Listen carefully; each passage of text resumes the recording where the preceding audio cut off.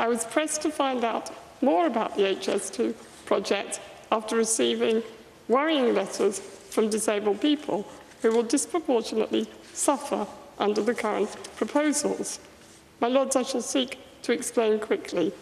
I'll give it to my second voice. On reading the various government reports on HS2 and also campaign literature on the issue, I was struck by the lack of detail regarding social impacts.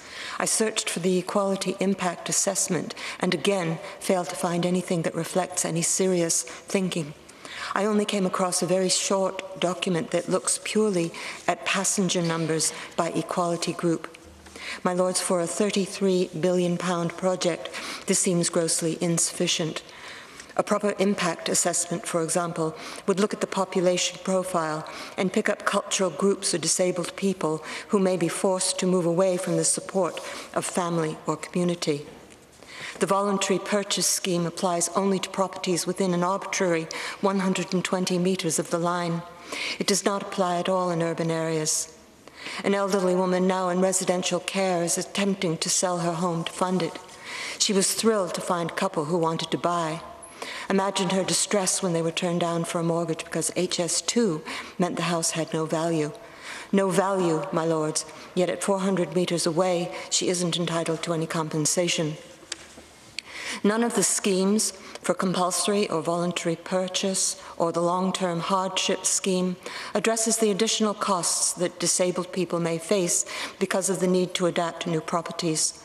This can include widening doorways or installing accessible kitchens and bathrooms. My Lords, these are substantial costs the disabled person would face if they had to move as a result of HS2. I heard from a family where both parents are disabled. They are raising a 2-year-old daughter. The father is a wheelchair user and has respiratory difficulties. The dust and mud during construction would undoubtedly worsen his condition. It has taken many years for them to earn enough to adapt their home in order to have a child. As the father says, it is the one place in the world where I don't feel disabled, where we can raise our child independently. They are just outside the arbitrary 120 metres from the planned line itself. HS2 is destroying the future they have so painstakingly put in place. I can hardly bear to think about it. The minister may say there is a hardship scheme whereby if someone meets a very exacting criteria, they may get just about the value of their property, but nothing more. But when I looked further, I found reports of people being turned down for this scheme. One family was turned down despite the likely distress of construction to their autistic son.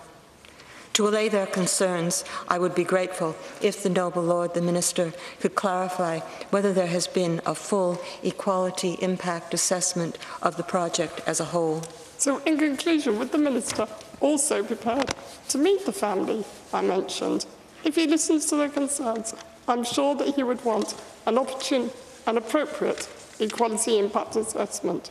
My Lords, it is their story that inspired me to investigate an initiative that would normally pass me by.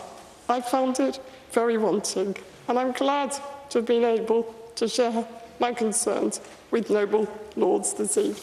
I wouldn't be here after 7 o'clock otherwise.